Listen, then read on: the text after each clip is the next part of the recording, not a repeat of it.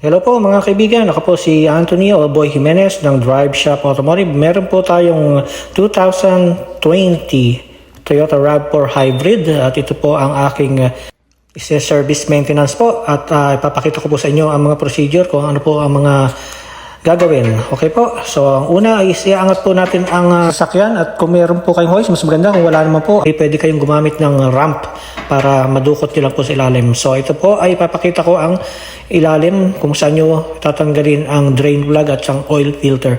So meron pong cover yan at kailangan po natin tanggalin. May using lang po ng 10 millimeter socket. Tatanggalin lang po natin yung mga bolt ng cover at ito na po yung drain plug. Using 14mm socket para po matanggal po ang drain plug at ito naman po ang oil filter, gagamitan po ng special tools. So ito po, na-drain ko na po at pero hindi naman siya ganong kaitim kasi every 8,000 po mini-maintain po itong hybrid ng Toyota. It's bago pa naman po siya. Kasama na rin po rito yung pag-check ng mga pressure ng gulong. Lagyan lang po natin ng tamang pressure according po sa specification. So ayan po yung special tools sa pangtanggal ng oil filter.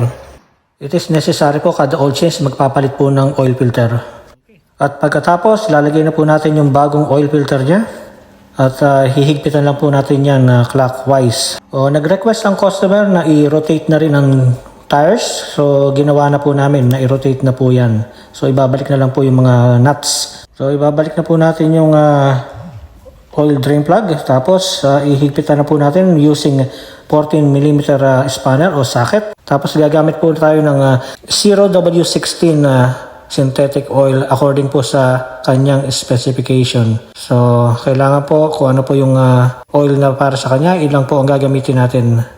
At pagkatapos i-recheck po natin dyan ang oil level para hindi po sosobra o kukulang po ang oil na nilagay natin. Ang purpose po ng video na to is para po sa mga gusto po mag-DIY at mag-maintain po ng kanilang mga sariling sasakyan. Then pagkatapos po nito, i-check po natin yung oil level at ililinisin po natin ang engine side o engine compartment para complements lang po sa ating customer.